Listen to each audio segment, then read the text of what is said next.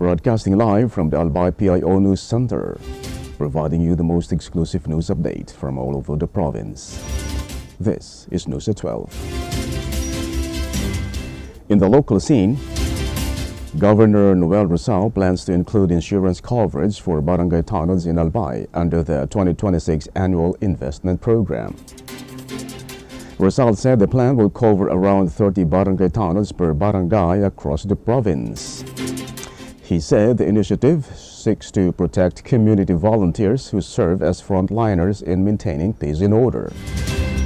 Rizal added that these volunteers are often exposed to risks while on duty, making insurance essential for accidents or health emergencies.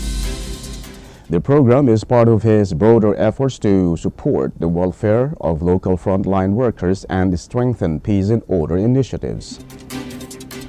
Rizal announced the plan during the Provincial Development Full Council meeting on September 17.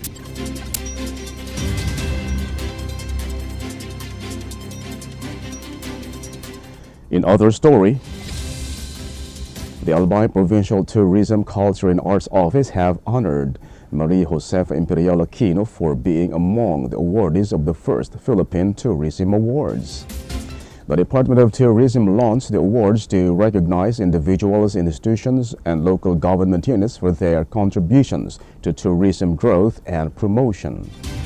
The Sangguniang Panlalawigan ng Albay earlier issued Provincial Resolution Number 0794-2023 recognizing Aquino's outstanding contributions to the province tourism sector.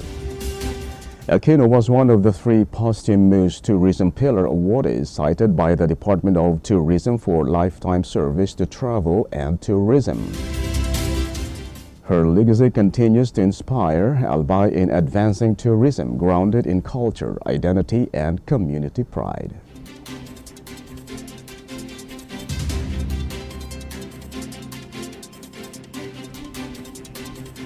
In the national scene, Senate Deputy Majority Leader J.V. Ejercito believes the recent change in House leadership could serve as a much-needed reset for the legislative body. Leyte Representative Martin Romualdez resigned as House Speaker during the session.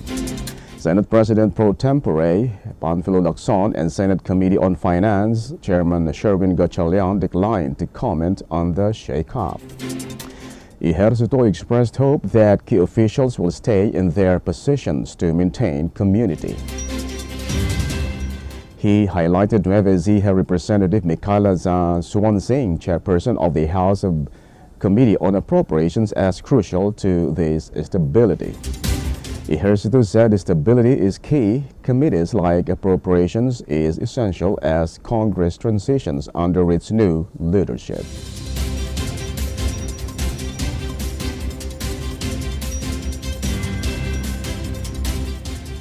In other story, the lawyers of former Philippine President Rodrigo Duterte are asking the International Criminal Court to grant his temporary release.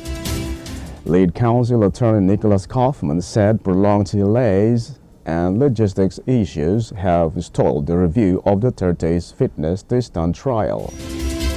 The defense noted that questions about Duterte's fitness were raised before his initial appearance.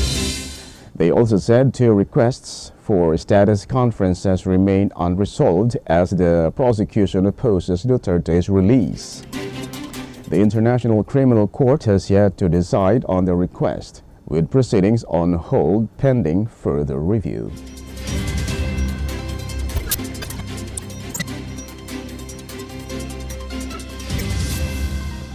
In other news, Batangas 1st District Representative Leandro Leviste is calling on the Department of Public Works and Highways to cut project costs through reforms in the detailed unit price analysis. Leviste said lowering costs would allow the government to build more infrastructure without seeking extra funds. At the House budget hearing, he cited a previous order by former Secretary Rogelio Singson to cut rates by 10%. Secretary Vince Dizon said the department is already reviewing the proposal to make sure public funds are used efficiently.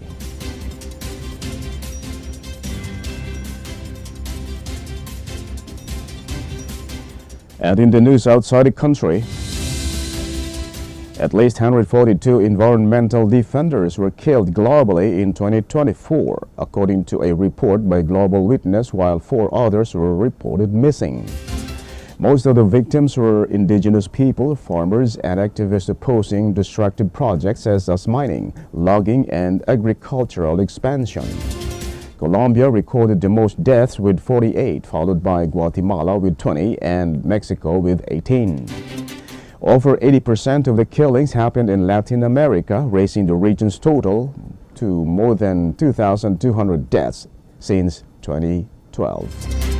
The group said true figure may be higher due to underreporting and called on governments to protect environmental defenders and hold perpetrators accountable.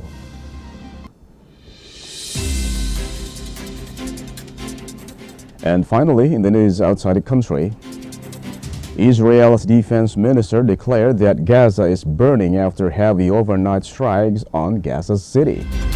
The strikes came as Israel appeared to move ahead with planned new offensive. United States Secretary of State Marco Rubio suggested the operation may have already begun as he left Israel for Qatar. Palestinian residents reported widespread attacks across Gaza City. One strike hit a home in the Western District, killing at least 5 people, including 2 children, according to Shifa Hospital. The Israeli military has not confirmed whether the offensive is underway. Hamas said it will only release hostages in exchange for Palestinian prisoners, a permanent ceasefire, and an Israeli withdrawal from Gaza. And that's all for the News at 12, September 19, 2025. We'll be back next week for more news updates. And thanks to our news writer, Albay PIO and Leah Guazon. And on the technical side, Chad Bobis. And our Provincial Information Officer, OIZ, Marty Gonzalez. And under the supervision of our Governor, Noel E. Rizal, I am Greg Hallare. Thank you for subscribing.